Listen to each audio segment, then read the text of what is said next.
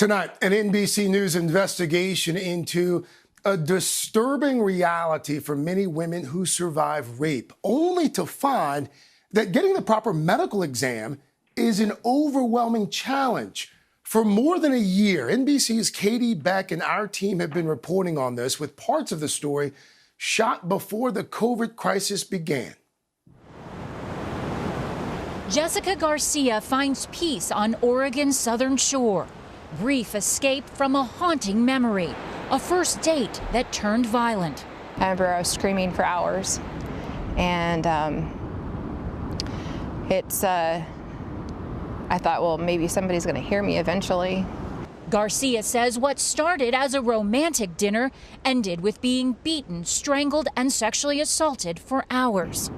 There was one point where I thought if I just hold my breath and help him out, maybe it would just end right now. Battered and bruised, she went to the health clinic in her hometown of Brookings, Oregon. She was told no one on staff was trained to conduct a rape kit forensic exam. In fact, no one in the whole county. That's when we discovered that there's no place around here that will help a sexual assault survivor. Where we're going is the exact route. Jessica decided to cross state lines, a 40-minute drive to Crescent City, California.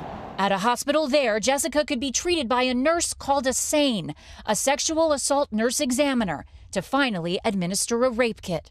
I'm afraid for the patients who walk out the door. Kim Nash trains nurses in the specialty. She says Jessica's scenario happens often. The vast majority of hospitals, when they have patients presenting with a report of sexual assault, they don't have specialized nurses or physicians or clinicians who understand how to do these exams. At this training in Colorado, and you support your patient in their choices. Experienced nurses travel on their own time and pay to learn clinical and emotional skills to treat someone after sexual assault. So we start the process of giving them power and control back over their bodies and their situations. Any bruising. A vital training on how to collect a rape kit, which is a 4 to 6 hour invasive process, swabbing and photographing almost every part of the body.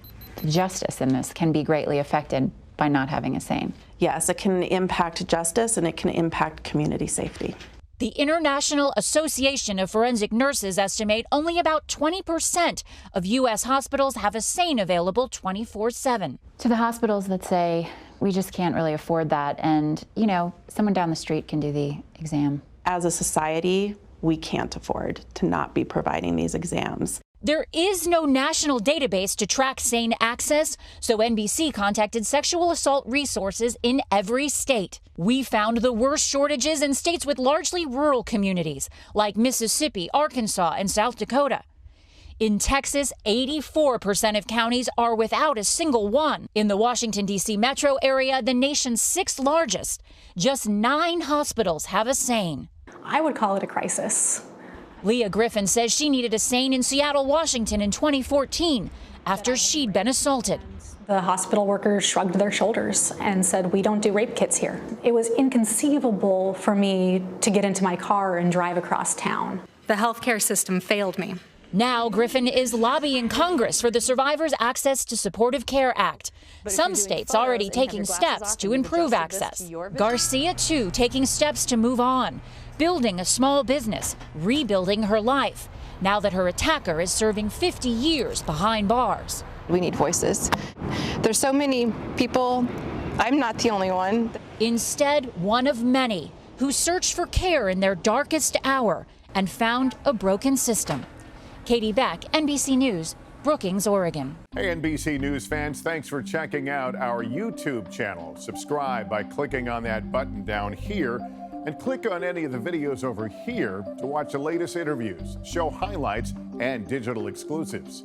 Thanks for watching.